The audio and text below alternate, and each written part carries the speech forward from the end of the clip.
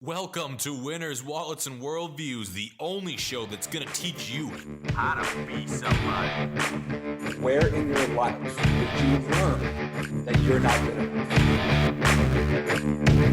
Take what you're most passionate about and what you're most fearful of, and what is the plan to overcome that fear, and what is the plan to enact that passion. All right, guys, so joining me tonight, I have my lovely co-assistant, Michael Gehrman of Michael Gehrman Filmworks, who's also the creative director here at Armstrong Ventures. Dan is missing in action once again. Rest in peace, Dan. Yeah, he's not dead. Definitely not dead. Just missing in action. He's just missing in action. Rest in peace. Okay. So we got Mike working the camera, multitasking like a champ over here. I'll try and do better than last time. I kept forgetting to switch things last time. I thought you did a great job.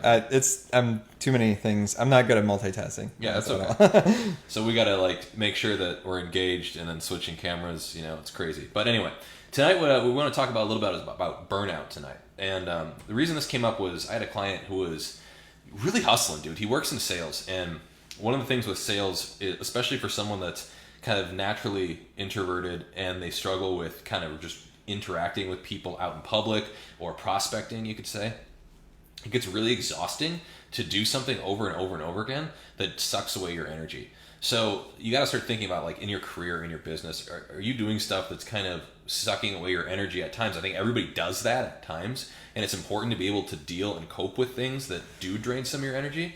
But on the flip side of that, you want to make sure that you're offsetting that with things that give you energy back, right? So it's just like training a muscle. It's just like training in the gym. If you train too much, you can overtrain, you fatigue, and then you're not as good at what you're doing. So this week, for the first time in 4 months, I think, I gave him an opportunity to say, you can take a week off. What did you say to that? Wait, what? What about all this? He's like, well, what am I gonna be wasting my time or whatever? I'm like, no, dude, it's just like a muscle. It's just like fatigue. You can take time off. And for him, I said, I'm starting asking questions. I'm like, okay, what gives you energy? Picture you don't have to worry about money.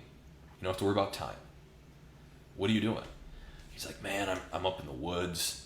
I got a log cabin. I'm just working in a workshop, all this stuff. All this stuff that just had nothing to do with people. And then he started talking about nature. And I started pulling this theme together, nature. Okay, so one of his archetypes then would be nature child. Okay, so we all have these different archetypes. We all experience different personas that we put on. That's what an archetype is. It's this personality you identify with. And me, I have 4 dominant ones that I go with, and one of his happened to be nature child. So what do you got to do? You got to get into nature, and you're going to start to feel that energy come back to you, if that's your archetype. Some people like me, I get a lot of energy from being around people. So if I go speak or if I go engage with someone to get out there and socialize, that rejuvenates me. Because when I'm sitting there on the computer running some kind of analysis or whatever, it just gets exhausting. So how do you deal with burnout? You got to start to identify those things that give you energy, right? Mm-hmm. Those types of things, for him, it was getting into nature. So I said, here's what you're going to do. You're going to take this whole week off. You're not going to worry about talking to people. You're not going to worry about prospecting. You're not going to worry about sales. And then the last 3 days, I want you to go into nature by yourself with nothing except your clothes. Key distinction. Is this? I was like, you're naked and you afraid. You have a knife and you have some knife and pan, naked and afraid. You're a satchel. Oh gosh. But no. You go into nature, and you don't take nothing to write with. Not a cell phone. Not a book. Nothing but you and your thoughts. And that's what we call a soul journey. Soul journey. You're going on a journey with just you and your internal thoughts. And it's really important, I think, for very masculine style personalities to do that once in a while, because we often don't sit with our thoughts. So a lot of masculine men will still take up hobbies like golfing or hunting or fishing or things like that, where they're out in nature and they can at least be at peace with their thoughts. Yeah, I totally relate to that. I was camping with my kids this week or last week, and I wasn't here on last Monday. And just being out in nature, I don't know, it kind of changes how you, I don't know, it changes you physiologically too. Yeah. I was just listening to a podcast called The Hidden Brain, and it was talking about how, because we evolved in nature. We evolved in being outside, and how that changes your physiological like you actually, they measured this, that you have more like what they call like killer cells that like ward off disease and illness after you've spent like time out in nature. Really? As opposed to like being, in the city and stuff like that. So like I was kind of like hoping to like boost up the kids' immune systems, before school starts. Listen, kids, this is for your health. Yeah, this is for your health. Not only are we going to enjoy nature, but it's going to be for your health. And my boys, they love being outdoors. So it's like just being out in nature. We were staying over in the Wisconsin Dells at a state park that was just gorgeous. And, a lot of mosquitoes, but Yeah, that's the nature of camping. So that's just funny because, like, that's his way of just being revived. Yeah. And nature has those benefits. Yeah, it has it has physiological benefits. And I think for him, getting energy back too, I think that's like, I think we all have ways of getting energy, but like being outdoors, I think is just another way of just like everybody can benefit from being outdoors more. So yeah, actually one of my good mentors, that's his soul's mission. It's like, get more people outside. Yeah. Like, just get people outside because there's so many benefits to it. I mean, on the flip side of that, though, is you have, someone like me. So Marissa was gone this weekend, so I didn't have someone to bother like all the time. She's out. She's out. Someone to bother. Yeah, she's out in New York, and I didn't have anyone to bother. So I'm like total extrovert. So when I'm alone for a whole weekend by myself, it's just like, I just like am this like recluse, and I just like can't see the sun like a freaking vampire, and it's just no energy at all. I don't get anything done. I'm like super low performing.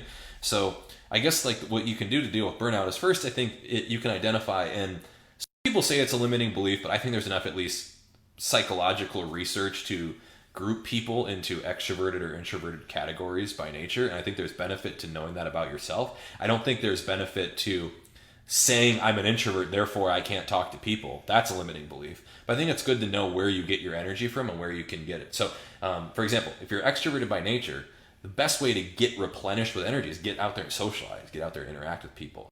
That's a way of getting energy back during a time of burnout.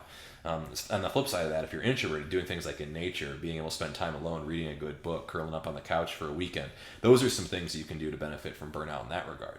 And I think that's really important to understand, because sometimes I say that to Marissa because, like, I think Marissa's like somewhere in the middle. She kind of goes back and forth between two, and she always says, "Don't tell me I'm an introvert or an extrovert. Like, you're just like labeling me in this group or whatever." And it's just like, well, I think it's good to understand where you get your energy from. Well, yeah, I think that's just that, like, knowing yourself and knowing what what helps you like regenerate. Yeah. And I think your point to being introverted or extroverted, yeah, it's like you need certain things, like, especially if you've been put in situations where you're an introvert and you've been forced to, like, you've been in situations where you had to be a little more extroverted. Yeah. You need that time then to like recoup, because you need to like, not shelter yourself, but you need to like get that energy back, because you just put out a lot of energy because it was really hard for you to be in that extroverted situation. So yeah, like, yeah, Dan, Dan's a little bit of an introvert too, who's normally our producer on the show. And when we went out to New York on a trip one time, I had someone that was listening to me.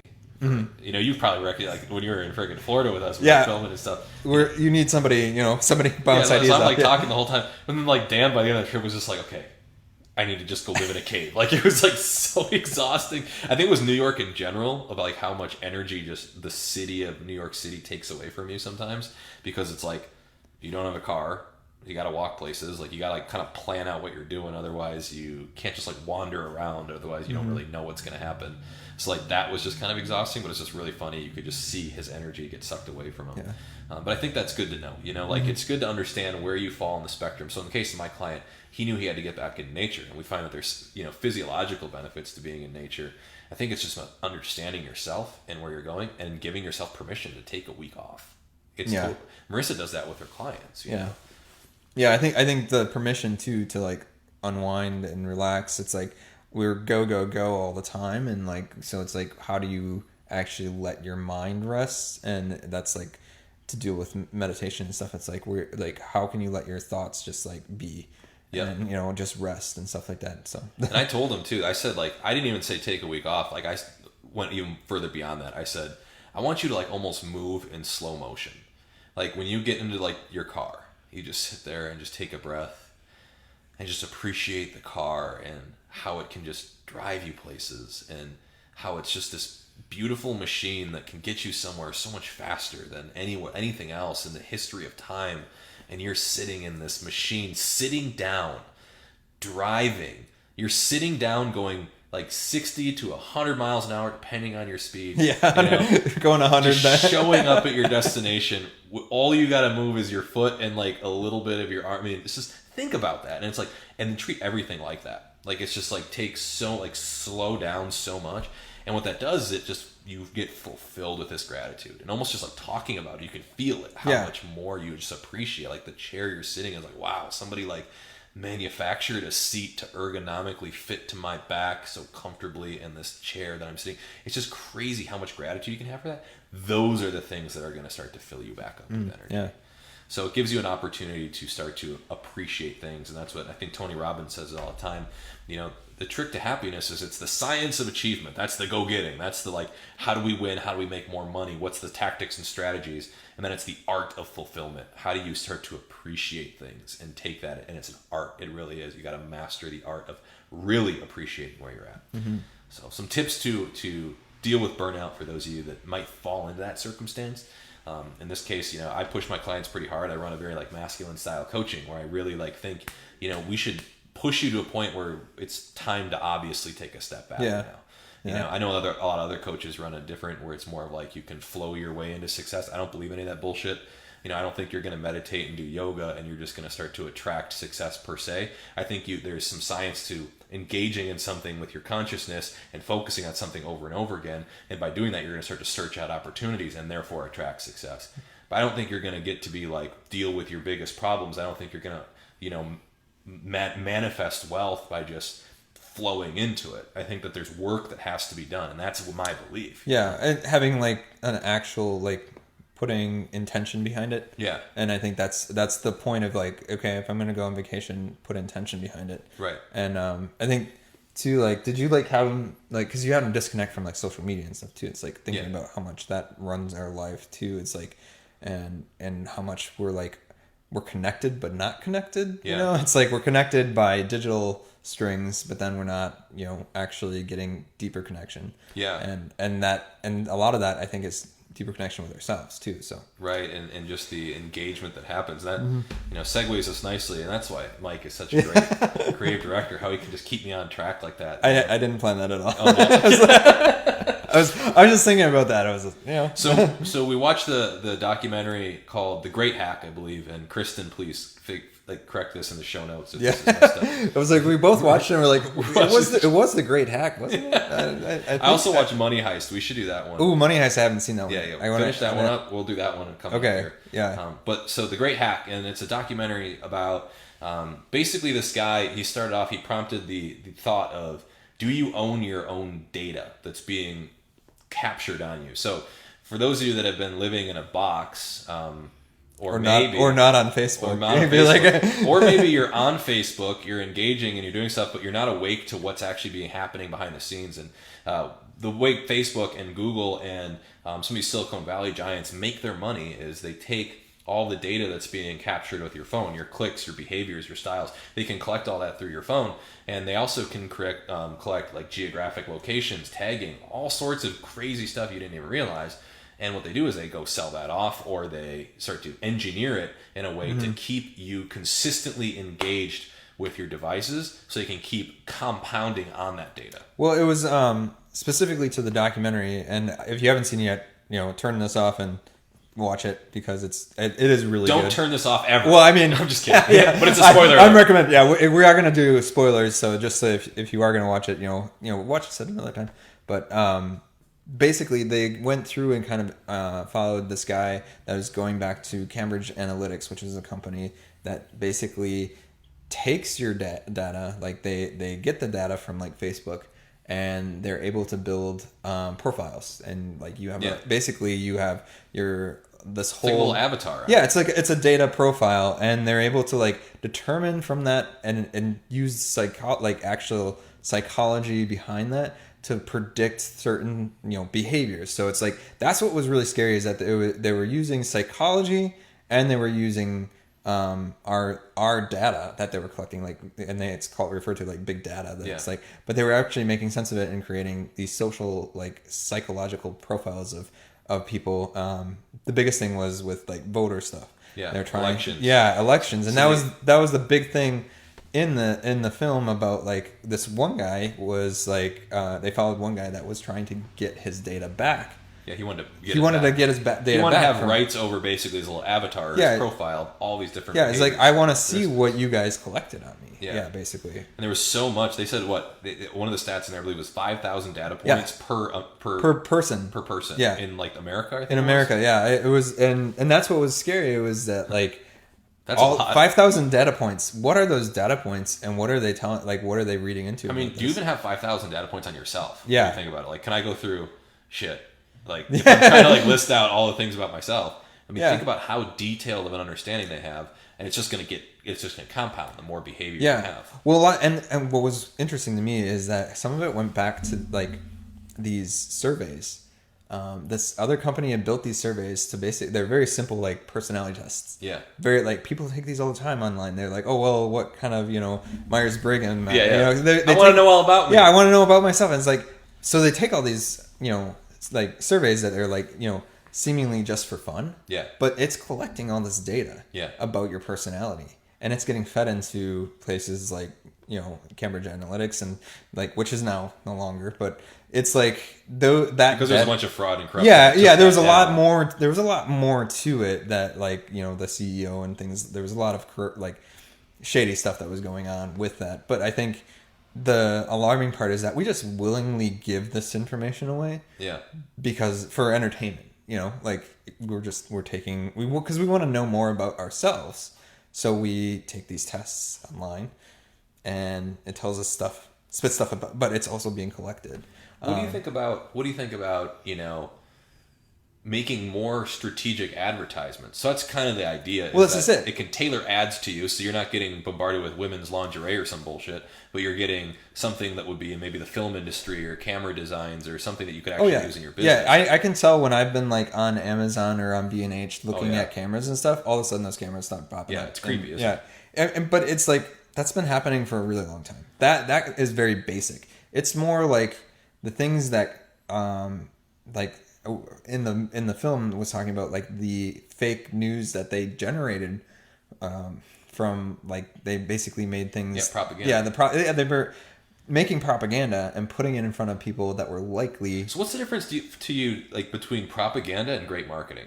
Because that was kind of what I was, like, struggling with while watching the film. I said, on one hand, it's like these, campaign managers and candidates for elections were paying this company to market very strategically based on data behind it. And I think there's I don't think there was an ethical issue with that. The ethical issue was, did they ethically acquire the data points that they used to analyze and put out there? Yeah, I think that was the issue I had with the documentary, was they were trying to make it seem like this company's going to control the world and all this other stuff. And they tried to slippery slope into, like, this world domination because they're able to control the populations of everybody's mind or something. Yeah. I'm like, no, that's great marketing. The unethical piece is the acquisition of the data.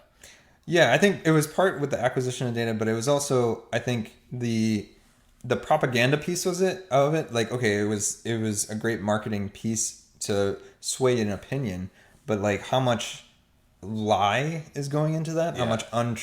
How much I feel like they're not upfront with their agreements, their terms and conditions. Well, and it's like, it's very easy to mistake an ad that is not marked as truth.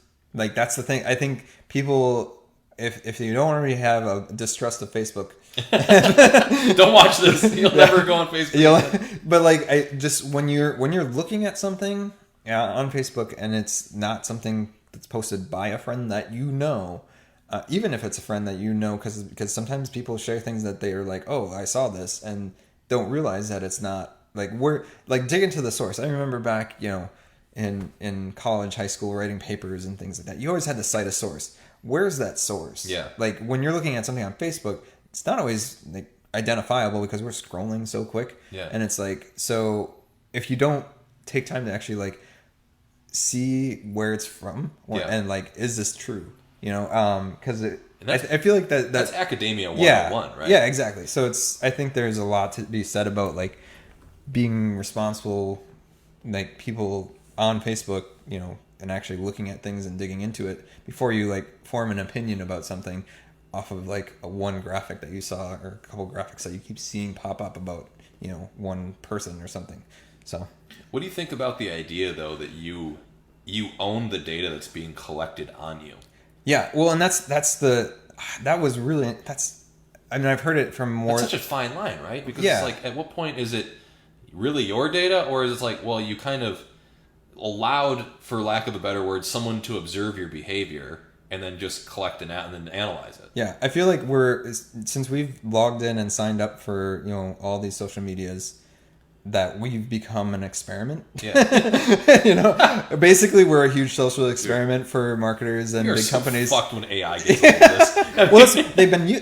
this. They were using AI Yeah. to predict, some of the so they could actually put the ads in front of the people that they could persuade that were on the fence. Here's a futurist dilemma for you, and let me see if I can capture this to where it's not so complicated that we get out of here. Yeah. So AI will eventually evolve to, let's say, the same standards of human comprehension. Then we have to say, then the issue becomes, what's the only difference in humans and computers? Well, one is pragmatic ethics or a universal lawgiver. So now you go from a theist argument to an atheist argument, right? So now that will be the point in time where we will prove if there is a God or not, because can you pragmatically program with parameters a more ethical robot? Then at that point, what is the point of human being? So if you can program a more ethical president, a more ethical whatever, you've basically now evolved beyond the capacity of human beings. Therefore, if you follow an evolutionary argument, the robots would out-evolve people and there'd be no need for humankind. And it would be like the Terminator scenario where they actually win. Oh, gosh. And they're better. Like, why not? They're more ethical. Mm-hmm. And they have more ethical compliance. So I think that's a great movie idea. We should totally run with. Yeah, we're going to run with this movie idea. Yeah. Well, have you ever seen the movie Chappie at all? No. So Hugh Jackman? Well, it's basically about a robot and trying to put consciousness into a robot. Yeah. With AI, like they're on the verge of AI becoming sentient and having consciousness. But then you go into, well, what is consciousness? Yeah. And can a computer actually achieve consciousness? That's the same dilemma. Yeah. So good arguments that are going on. If you ever want to watch a YouTube video and kill some time, it's Jordan Peterson versus Sam Harris in a debate. Mm-hmm. And they argue on the same kind of thing. It's like, is there a human element? Is basically what you're saying is, if ethics are given to you from a universal morality, which would be God, which is where I believe, but you also have the other side of it, or can you just pragmatically arrive at them by just following rules and logic, which successfully no philosophers have done yet, and the closest is probably like what Sam Harris is talking about right now. So it's just interesting because it's kind of a circular argument. So that's just going to be a fascinating topic to that could be like a Chris Nolan movie or something where like you have these like two competing philosophies and you like throw enough action and explosives into it to where like you can engage with the general population but they don't even realize they're being like mind voodooed, so that's kind of well, anyway, I thought that was interesting about this, but it's just kind of getting to the point of at what point do you own your data, right? And that's just it. Like, so you're being watched and being recorded, through devices, through your behaviors online. And so like you are the creator of that. So do you own that, or is it the company that's built the technology that's capturing it? Well, let's take like what if there's no computers involved? Let's just say I'm doing if you think about it, like in terms of my world with photography and video, it's like it would be like, okay, I'm filming something, but the camera has no consciousness to own that footage. Yeah. So it's like, but like people were behind the technology that captured the data. So it's like, it must be the people that own the technology. But like, then it's like, that gets into a weird space for me because like the company that made my camera, like I shoot on Sony cameras, they don't own the footage I shoot on their cameras just because they manufactured That's interesting. the So you're technology. looking at the middleman. You're looking at like, okay, well, so these technology companies made the software and to capture the data, so the people behind those companies own the data. Yeah. But we created the data by being who we are. So it's like, So remember when Borat came out? oh gosh, 10 or 15 years ago? yeah, I remember. I freaking love that movie, dude. I love that I think movie. it's hilarious. It is really funny. How can I offend Very everybody? nice. How can I offend everybody Yeah. possible? That was a great freaking movie. Yeah, it I love was, yeah. Especially in a soft culture. Anyway, so one of the issues they ran into was like, he was kind of like filming people's reactions or whatever, and then people were really pissed that they were, repurposed. They were in the film. And on one hand, it's just like, well, it's just some guy doing something, and you take a picture of it. Like, it's not really like at what point is that? But then they were getting in that those lawsuits kind of unfolded. That was like, well, do people have the right to know that they're being filmed? Now, let's say for conversation that you just take out technology and you're just doing a market study. Mm-hmm. So when I was up at the river trip, we landed our boat, and there was a guy there with a clipboard from the DNR that was just kind of tracking numbers and values and people coming in out of the water or whatever. And I was talking to him. I'm like, hey, what are you doing? He's like, oh yeah, we're just tracking how many boaters we're seeing, blah, blah, blah. I'm like, at what point I'm a metric in his data analysis. Do I have a right to give him permission to use me as a metric? Mm-hmm. And it's like, at what point, does this intersect? Because it's like, well, that seems, asinine that you would have to give him permission to use to basically be a number to count. To be a number. Be like you're a hash. But it's like, I don't know, is that any different? Like, is that a straw man, or is that like actually what's happening in the Facebook world? It's like you're just behaving on these platforms, and some computer is observing the behavior. Yeah. Why is that different than a guy in a market study sitting there at your boat launch counting how many boats come in? And that's just it. I feel like it's that because we've done now so much of our behavior is actually online, that now they can just track it and they can watch us better, which is like before full these advantage to those businesses. Before this, they would run ads in newspapers or on the radio where you'd call in and do surveys, and you'd maybe get like a prize or something. There was marketing surveys done before this, and you got compensated for your data. So now here's really something interesting. Should Facebook really be paying us? Shouldn't we be paid as users, because they're selling that data to companies for advertising? So shouldn't we be getting paid for Facebook? I think it's the same. I don't know. Because like so many people when Facebook came out were like, okay, I'm going to sign up, and then am I going to have to pay for this afterwards? And it's like, there's no way they can support all the technology without it being a paid service. And then, like with the advertising, it's not a paid service because of the advertising. But then I surrender my data to you in exchange for using for this service. But then, like, how much is our data worth? That was Shouldn't a pretty we be good getting deal money back? in I 2008. think we should be getting some money back from Facebook. I think that would be great. That was a great deal in 2008. Yeah. We're like, wait, is this free? And then everyone else started catching on. Remember, they're just like, oh yeah, like Google can just give you free maps and free sheets and free forms and free Google Suite and free Gmail, all this different stuff, when really they're like reading your emails inside of your... Google has all your emails, all your... I mean, think about that. Every email you ever got, Google's sitting there, you're freaking pulling all that data. They can read all my spam email. I got like 16,000 that I haven't heard. It's probably some awesome Armstrong Ventures content. Yeah, exactly. So you should sign up for our email list. Yes. Because we're getting gold in this stuff. Well, if you guys want some good stuff and give that to Google, Google should be paying me for that. Yeah. Are you kidding me, dude? Yeah. That's gold. Armstrong Ventures newsletter, that Google should pay me for. Yes. If they're using some of that stuff. Fact. Okay.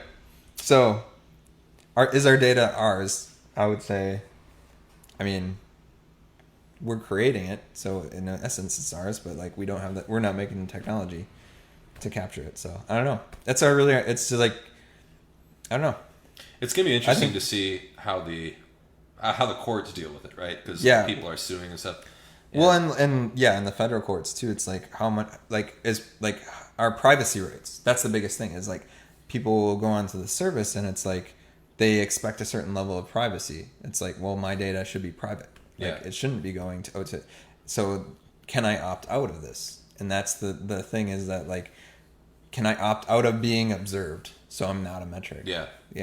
See, like Marissa is, she's more of like a digital doomsday prepper, where I'm like a physical doomsday prepper. So like Marissa, she has like. So you're ready for the zombie apocalypse. I think Marissa's everything like is on DuckDuckGo, whatever that other one is, like Ecostasia or something. I don't remember what it's called. She's probably over there, but like everything is like untrackable, untraceable. She's like, I don't want you to have my data. I don't want any of this. She doesn't use Google because Google's now like with holistic alternatives. What's happening with Google is a lot of the holistic alternatives are being suppressed in the search engines because there's so many fluffs out there or kooks or whatever you want to call it, that they think that the holistic alternatives to medicine are polluting the world. Like they're like, it's like diluting good quality and all this stuff. Like they basically Google started suppressing those. So Marissa's like, if I want to find some alternative stuff, like I'll try it or do something or whatever. But like it should be fairly searchable. It just shouldn't be it should be unfairly analyzed, if that makes sense. Like you should treat each one exclusively, but you should be able to find something not based on if Google thinks this is truth or not. It should be findable by how many people want to find it. Yeah. You know? And I think that's where you're getting confused. You're thinking the top 3 things in Google are true. It's like, no, they're just very findable. Well, yeah, and then you get into like, well, what agendas do these companies have? And like, should they be pushing that onto their user base? Yeah. So it's like, well, what agendas do you? That's a face? scary thing. That's the scary thing is like they have control over so much data that's like. If they want to push an agenda, how scary push, would that be? Yeah, if they want to push an agenda, it's like, well, they kind of control everything. So it's like, is there a need now? Is it like looking at needs in the world? Is there a need for like a fair search or like some sort of company that comes along that's like, and there's a lot of them now popping up. I guess DuckDuckGo is one of them. And, but as far as the social media giants, it's hard to compete with some like these places that have been around for a while and like really got in on the ground floor. It's like it'll be interesting to see what's next. Like I have a friend that owns a gun business, gun manufacturing, and it's very difficult to market that because of a lot of, we don't talk politics on here, but because of a lot of the discussion around gun control. It's very difficult for him to put that on social media because they suppress it or ban it or they don't let him market it. Yeah, exactly. So he's at a huge disadvantage. There's like all these rules now with things that like, well, if you are in a certain business, you like social media really isn't for you in a way because now you're letting the companies control the values of your business. Yeah, because like the market. All of a sudden, like that's not a platform. That's not a viable platform for your business because it's getting suppressed. Right. Know? And that's a shame. So like he's tried to do stuff on YouTube, but YouTube's been difficult and it's just kind of complicated. So it's just, you start to see if these social media giants are going to start controlling the values of companies, that's going to be an issue. Yeah. I think the big takeaway from all this though is understand like what you are getting yourself into. Like for me right now, I have no problem surrendering a lot of data information. Personally, I don't even think it would be that helpful to paint a profile on myself. It's probably more helpful like because I'm doing a lot of like online marketing, social media, stuff like that, that would almost paint me as like a different character, like it would be trying to like funnel marketing business stuff. Like psychologically, like if companies may only pick few. Yeah. And it's really on your psychological profile that they've built these companies that they've built on you. And it's a lot to do with your behavior online. And so it's like you're going to be tracked online no matter what. Yeah. There's really, I think there's a surrendering of, behavior tracking. From this convenience you exchange. From this convenience of being online, you're going to get, data tracked. So I guess it's how valuable is that to you? Yeah. And if you really want to get off the grid, at any time you can take a hammer, smash your freaking phone, and you're off the grid. It's just like, so there's this digital footprint of you going around, but it's like, who cares? You're off the grid, Yeah. Like, leaving all your phone, your devices, everything behind. Go buy a 1995 Honda Civic, drive that around. You can't have anything. I mean, it's like, it's really not that big of a deal. Well, and there's so many people that are off, like, that aren't on social media. Like, there's so many people that we think are on. There's a lot of people that aren't. Yeah. It's like, there's a lot of people that aren't reached. A lot of people in this real estate network that I work with, like, just contractors that have built up, like, just nothing on social media. I'm like, you guys have built great businesses on just word of mouth referrals. I'm like, you guys could just maximize this if you got on social media, but they're just like, I don't understand computer, turn on, whatever, caveman, bop, bop, bop. It's like, okay, guys, But I think the fact of the matter is just like understand what you're getting yourself into, the benefits of it, the exchange of it. And then the other thing is just like questioning the information. I always talk about that on the show. I always talk about this with you guys. You should be questioning everything. I'm inherently kind of a skeptic when I start to see information. I think that's good. It's good to have a critical eye. You want to look at something. You want to analyze articles. You want to look at the primary sources. You want to look at the authors. You want to look at what they've cited. It's just basic academia, stuff that you learn. Remember, you can't look at Wikipedia. That's what they always told you in freaking college. Yeah, high school. Wikipedia. Like, no, it's about getting back to those primary sources. Don't take someone's blog post of what the president said or whatever, or some other, political figure. Go listen to the speech and then formulate your own opinion. I think that's just the way to do this. Yeah, it's just I think listen to these opinions. We're giving up our own opinions. Yeah. A lot of times to like we're automating our opinions. Be like, well, I'll just agree with this. Yep. Because of what I saw. And you got to look at Facebook and Instagram and all these other social media giants are attention engineered. Like they're attention engineered. So I was actually thinking about this, different subject, but another futurist kind of thing is like the benefit of the phone is everything's in your phone.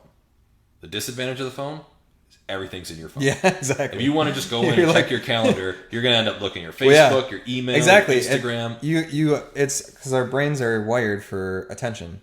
And so it's like there's so much input that like our brains have to focus on something. So our phones is something to focus on, but there's so much in the phone that it's like you look at your email and that's why I think all of a sudden you're on Facebook, Instagram, and the next wave of business is going to be moving things analog again. That's my belief. I think there's going to be like you're already seeing it with mailed letters. We talked about that on a different show. Yeah. We're already starting to see all these other types of analog calendars, analog notes. All my notes are analog. I still do that because it's just if I'm focused on notes, I'm focused on learning, I'm focused on staying organized. Your brain thinks differently when you're actually putting pen to paper. Yeah. Like there's a whole different experience than if you're typing something or looking at a screen. Your brain just operates differently that way. Yeah.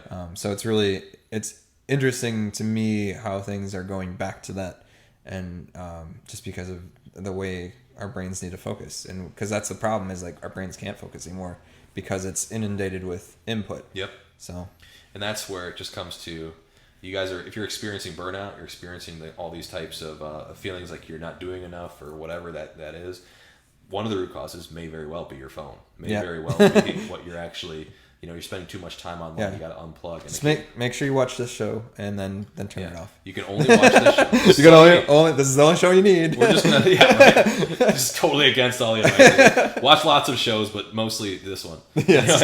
It could be like my client though. You unplug, get into nature, get out with socialize with people, get out and interact with actual people, not just on social media. I think those are just very common things, but you just lose track of that. It's really easy to fall into the trap of the attention trap. And I think that's the big thing. So I notice for me, I got to get out of the attention trap once in a while, and I got to get there and interact with people. So, what can you do to remove burnout? If you're extroverted, connect with people. If you're introverted, spend some time alone in nature, connect. Do whatever you got to do to make sure that you are getting energy coming back into you, and take that time off. It's totally good. And experience gratitude in the meantime. Cool. Those are the things, guys, we want to talk about tonight. I will be traveling the next 2 weeks to Europe. So we're going to be going to Sweden, Stockholm, Sweden, Norway, Finland, Russia, Estonia, Copenhagen, Denmark, and Germany, and a whole bunch of other places. So anyway, we are going to be taking a little pause from the Monday Night Lives. So we're going to be picking those up after the 2 weeks. We might be switching up the night. Stay tuned. If you want to find out when we're going to be posting, you can always go on my email list. You can go aaronjarmstrong.com/email. And for you guys that have been following us for a while, you know that we are launching a really incredible, intimate seminar. It's going to be small group of people, and it's going to be a 7-day retreat on the island of St. Lucia coming up next May of 2020. Mike's going to be there. Right? Yeah, I'll be there. Yeah. I gotta reply on Facebook so they know. Yeah, you gotta reply Facebook on Facebook. Knows. So Facebook knows, and then I know, and then I can go buy data from Facebook and then market to you. Yeah, is that how that works? Yeah, or you can just go buy. Just give Facebook my data. Or you can just go to personalgrowthventures.com and buy the damn tickets. Yeah, and avoid all these things. Yeah. Right, just go straight to the source. Yeah, instead of saying yes on Facebook, I'll just go buy the tickets. Personalgrowthventures.com. and you can click buy the tickets. We already got people signing up, so we're really excited to have you guys with us. You're invited to join. It's for entrepreneurs, and corporatepreneurs. So if you're interested in starting a business but you never did in your life, this is a good opportunity for you. Or if you're a seasoned professional like Mike, who's been in the business for 14 years, we also are going to have a ton of content for you. Just finished our 60-page workbake that we're going to go through that entire thing while we're there. Page by page. Totally kidding. Yeah. Not going to be page by page. But you're going to get the workbook. I was like, what? Yeah, 60 pages. It's going to be really rough. Yeah. It's going to be a great time, adventures, all sorts of stuff. So if you're interested in joining, personalgrowthventures.com, we'd love to have you guys with us. But with that said, folks, I will see you in Europe. I'll be going live, and I'll be, seeing you in doing 2 some weeks. hosts, some lives. Yeah, trying some live in Copenhagen. Yes, we're going to go live in Copenhagen, whatever. Got to figure out the time zone so it's not like 1 a.m. Yeah, but guys got to wake up at 1 and watch live.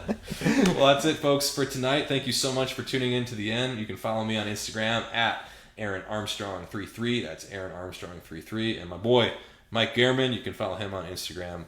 What is it, Mike Gehrman? Is that it? Yeah, Michael Gehrman. Yeah, pretty easy. Yeah, pretty easy. It says on the screen, too. Yep. Good. There we go. Cool. And that's all we have tonight, folks. Thanks a lot. Go be somebody. What's up, everybody? This is your host, AJ Armstrong. You can follow me on Instagram at Aaron Armstrong33. That's Aaron Armstrong33. Or you can go to my website, aaronjarmstrong.com. Thanks so much for listening through to the end. I wanted to also introduce you guys to our Facebook community. So you can go to Winners Vaults Worldviews on Facebook, and it's a group where we can offer, different opportunities for you guys to ask questions. If you have a Q&A or something in your business or a challenge in your life that you want to bring up, that's the community to ask it. And then I can also share that with all of our listeners on our social media platforms. The final thing I wanted to share with you guys is something that Marissa and I have been so excited for. It's been really chomping at me to freaking tell you guys. And it's our Personal Growth Ventures Retreat. So our Personal Growth Ventures Retreat is going to be located on the island of St. Lucia. It's going to be a business seminar combined with personal growth and development. And we're also adding in something nobody else has ever done in a seminar that I have heard of.